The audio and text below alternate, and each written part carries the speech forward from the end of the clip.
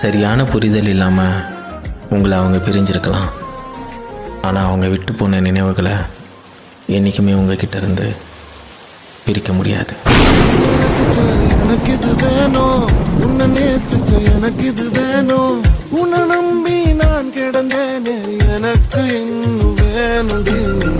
தீயில் விழும் ஈசலை போல விழியில் விழுந்தவன் நானோ, உயிர் மொத்தமும் என்று தனிந்து காந்தலாச்சுடி. உன்னை பிரிந்தால் அன்பே உலகம் சுழலாதடி, தன்னந்தனியாய் இனிமே நானும் உலகினில் வாழ்ந்து என்னடி.